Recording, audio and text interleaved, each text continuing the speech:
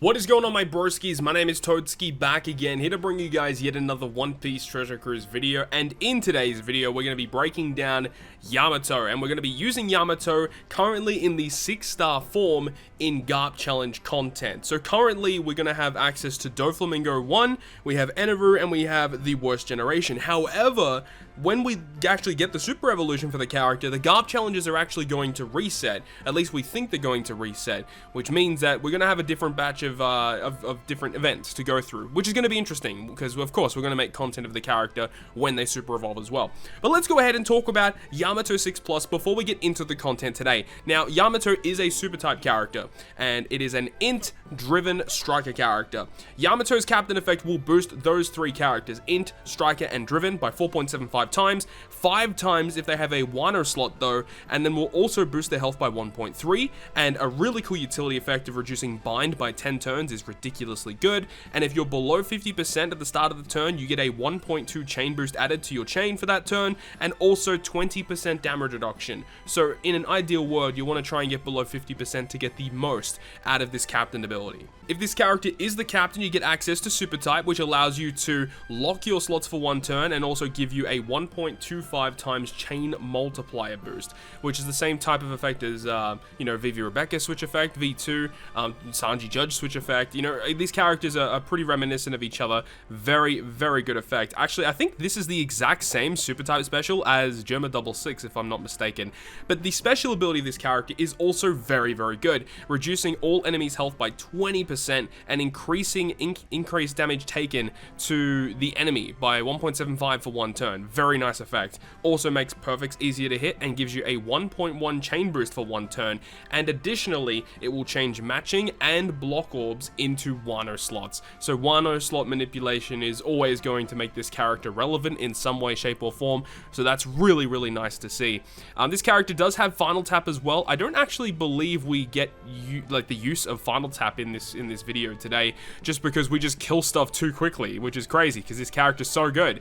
And it will give you a Wano slot if you have it maxed out at level 5, guaranteed, and also will boost the chain of this character when they attack last by 2 times. So whatever chain multiplier you have when this character attacks, it gets doubled. So if you're at a 5 times chain, it goes to a 10 times chain, and you can just imagine some of the crazy shenanigans that you would be able to get access to if you get this to land, which is very, very strong. So that's the breakdown of Yamato in her 6-star form, and of course when the 6-star plus comes out, we'll break that down as well. But let's go ahead now and move on into the content against the GARP challenges. Jumping into this video today, we're going to start things off with Heavenly Demon number 1. Now remember, with Heavenly Demon number 1, you need to have 2 different ways to get rid of Despair and 2 different ways to get rid of Paralysis. In this team here, we're using the Moria and Perona Pirate Rebel character because they're really good. You can have the ability to remove Paralysis. It also is a defense down self-proccing conditional booster, and you can have the support of Kuma to help you get rid of the Despair. So Moria, Perona, and Kuma together are a great combination for taking on the Heavenly Demon GARP challenge. But as for our other ways to remove the debuffs, we have Recruit Hawkins from Bonnie's batch. Not only does it get rid of the Despair when it gets inflicted to us, we can use that on the Bartolomeo stage, but it also gives our characters a 2 times orb boost for the turn that we activate his special. And then for the treble stage, where we get inflicted with the other turn of Paralysis, we're using the Baccarat with the support of Tesoro. Now, I know some people were saying on stream when I was testing this team out, why do you have Tesoro support? Why would you want to chain lock on a unit that wants to chain boost?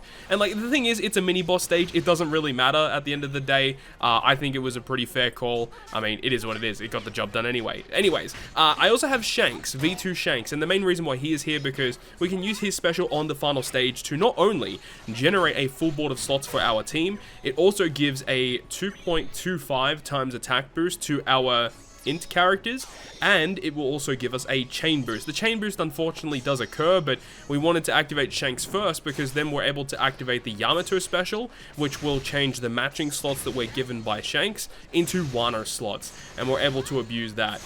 The super tight special of Yamato is also very useful for locking those slots. If you get some really good slots or you want to take slots over different rooms, you're able to do that, especially if you can generate Wano slots earlier and lock those Wano slots, because remember, the enemy cannot change Wano slots off of you. So if you have a way to generate those Wano slots and then lock them, you're going to be having them guaranteed for multiple turns, aside from the fact, you know, you could be dealt with slot bind. That's the only real way that could be a bit of a problem, but if you have the character Rainbowed, they completely remove slot bind off of themselves, which is a very useful effect of this unit.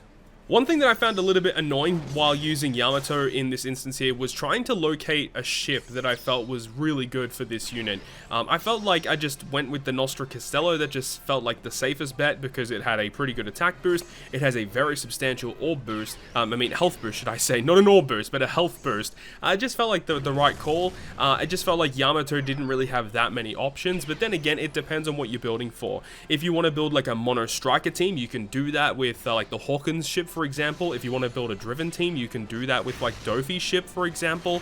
There are a couple different ways you could go about it, but just for generic int, Nostra Castello felt like the best option.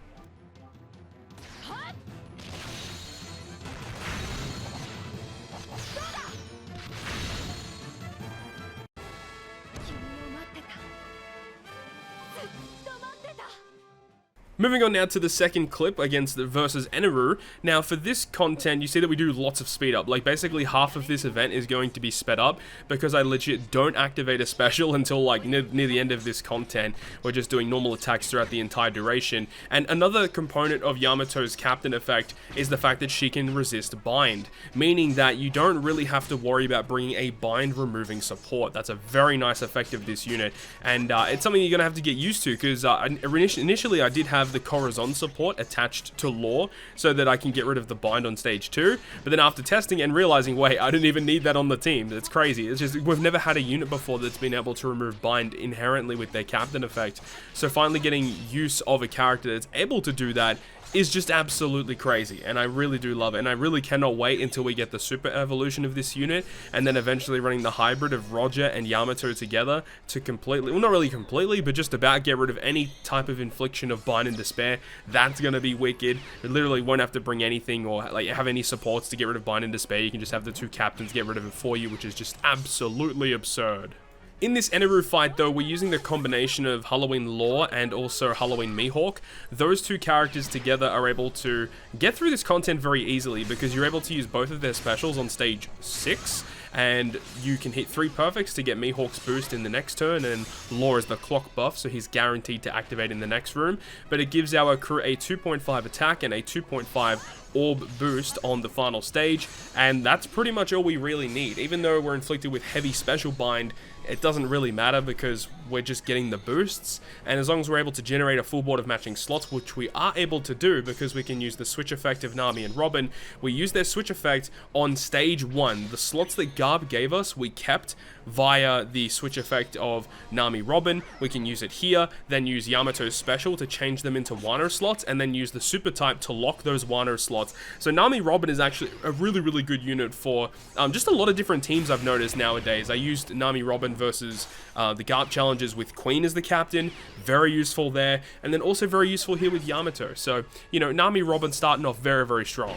Sun Gore is also a really good choice here because he helps a lot with getting through stage 5, generating some slots, some cooldown reduction, a little bit of healing, which is kind of nice. So he's a really great unit, but also another really good reason why he's here is because of the support of Quick Rare Recruit Pudding, which is able to reduce our health by 20% when we reach the final stage, which inherently gets rid of the stun debuff that Eneru puts on us with his preemptive attack. Plus, it reduces our health, so if we're on the cusp of being 50% or below, that will get us below that threshold, meaning that we get the better chain boost via Yamato's captain effect.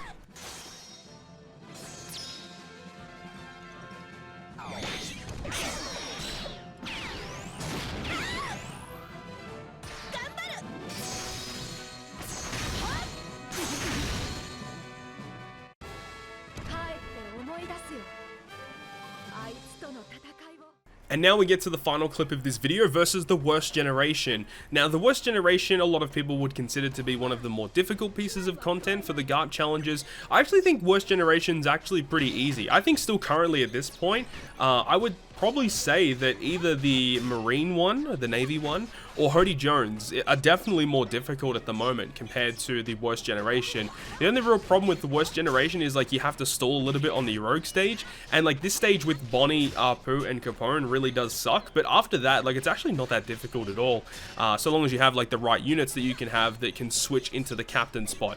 Obviously that may be a little bit of an issue, but with this team here, very similar to if you guys would have seen my clip with Komurasaki versus the worst generation GARP challenge, utilizing the combination of Katakuri switching into the captain spot on the final boss stage whilst being below that certain health threshold, we can activate his super type and his special ability, which will give us a 2x attack and a 2x conditional boost. So he's a really good unit to be switching into the captain spot here. And also Kaido versus Big Mom, specifically talking about versus Big Mom here, having that crewmate effect to resist blow away, so on the final stage we won't have to worry about her being taken away from our team. And we're able to use Big Mom on stage 6 against Blackbeard to get an attack boost turn 1, and if we hit 3 perfects we get an orb boost in the following stage. So it means that we get the orb boost from Big Mom, the attack boost from Katakuri, and the conditional boost guaranteed with Katakuri, and of course we can use Yamato again to give us a really good chain boost. And it's really nice that Yamato does provide orb blocking with her super type special. We also just saw before that we had the custard support attached to Moria, so that when Moria did use his special we have our orbs locked, so we are able to save a super type special for the final stage versus Luffy, Law, and Kid. And of course another character making their appearance once again in this fight is going to be the treasure map Reiju character, which can give us a conditional boost against Zoro and Killer, plus it also has the ability to remove the damage threshold that is inflicted on that stage as well. Just a very useful character to be bringing for that particular fight here.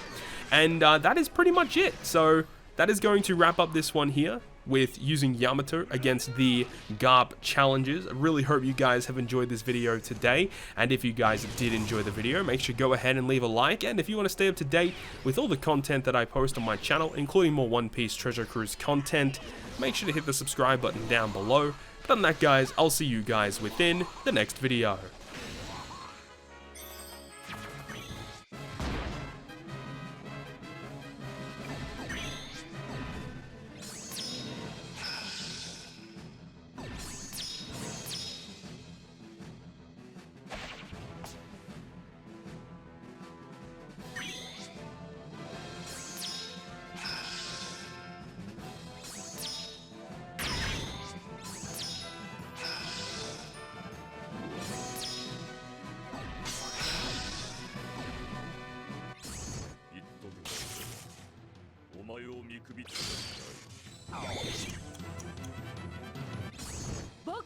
Yamato! Kaido no musuko da!